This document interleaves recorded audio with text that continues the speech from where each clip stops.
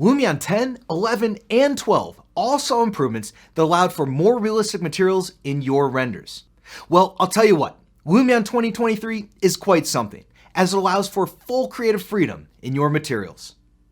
It's rare to go out there in the real world, shoot photos of textures, and then convert them into materials. That requires real dedication.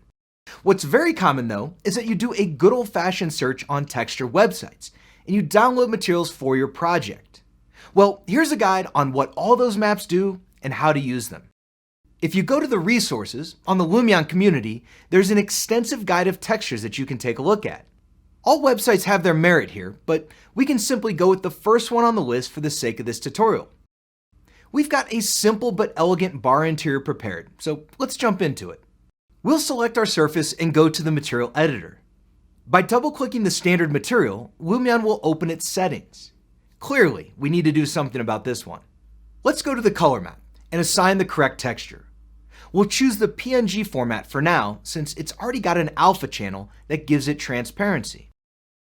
As an alternative, you can go with the non-transparent file formats, like JPEG, and then assign an opacity map to them.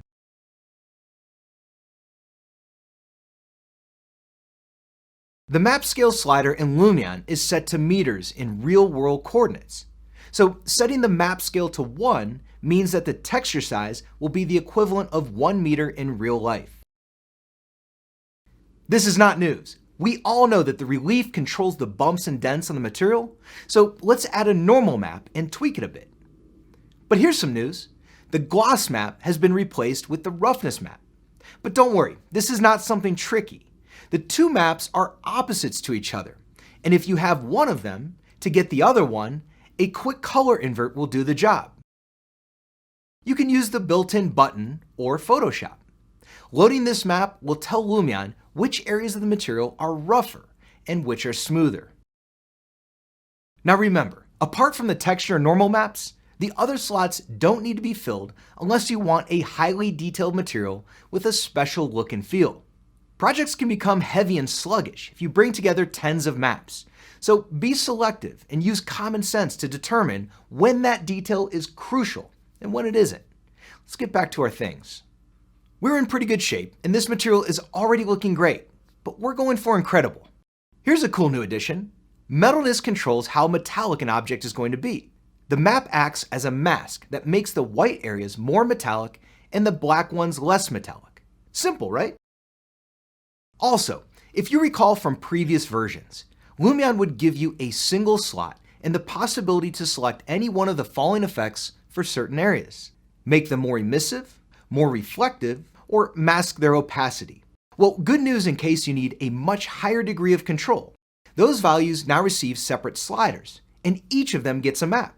All the maps work on the same principle. White means they're fully affected by the slider value, and black means they're not. Reflectiveness controls where the material's reflections are stronger. Emissiveness dictates which areas emit light. And opacity will control which sections are transparent and which aren't. We've already mentioned this at the beginning. Then displacement was introduced in Lumion 10, and since then, it's only gotten more support from all the other material settings mentioned above. For those subtle surface offsets, we're going to add it in here too. Last, let's take a step back from our surface and take a look at its frame. You see, there are two more sliders I haven't explained, and this is the perfect place to do so. First, the clear coat slider. Imagine you have a hardwood floor with a thin layer of lacquer on top of all the other settings. That's clear coat for you. For the sake of the argument, I'll switch the floor to a wood material for a second, just to show it here too. Use this value to add an additional layer of shine on it. My advice, go for 0 or 100%, not in between, unless you have something very specific in mind. Second, remember waxiness? Well, now we have waxiness 2.0, which is called subsurface scattering.